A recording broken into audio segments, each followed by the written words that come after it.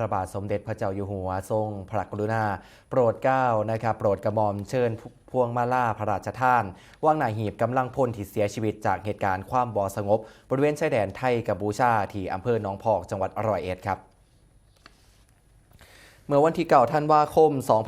2568 เวลา 15 นาฬิกาณบ้านเลขที่ 100 หมู่ 11 ตำบลหนองพอก อำเภอหนองพอก จังหวัดร้อยเอ็ด พระบาทสมเด็จพระเจ้าอยู่หัวทรงพระกรุณาโปรดเกล้าโปรดกระหม่อมให้นายชัชวาลเบญจสิริวงศ์ผู้ว่าราชการจังหวัดร้อยเอ็ดเชิญพวงมาลาพระราชทานของพระบาทสมเด็จพระเจ้าอยู่หัวและสมเด็จพระนางเจ้าพระบรมราชินีและพระบรมวงศานุวงศ์ว่างหน้าหีบศพของจ่าสิบเอกสัตวัตรสุจริตอายุ 31 ปี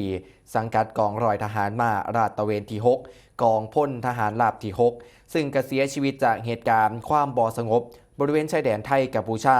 โดยมีรองผู้ว่าราชการจังหวัดร้อยเอ็ดข้าราชการตุลาการศาลทหารตำรวจหัวหน้าส่วนราชการครับตลอดจนญาติและก็ครอบครัวเขาร่วมในพิธี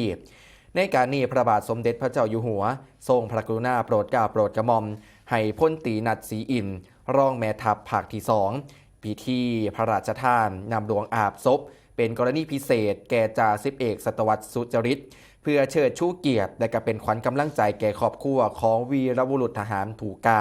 ผู้เสียสละชีพเพื่อพิทักษ์แผ่นดินไทยให้คงไว้ซึ่งเอกราชซึ่งการได้รับพระราชทานในเทือนี้นับเป็นพระมหากรุณาธิคุณอันหาที่สุดมิได้ครับ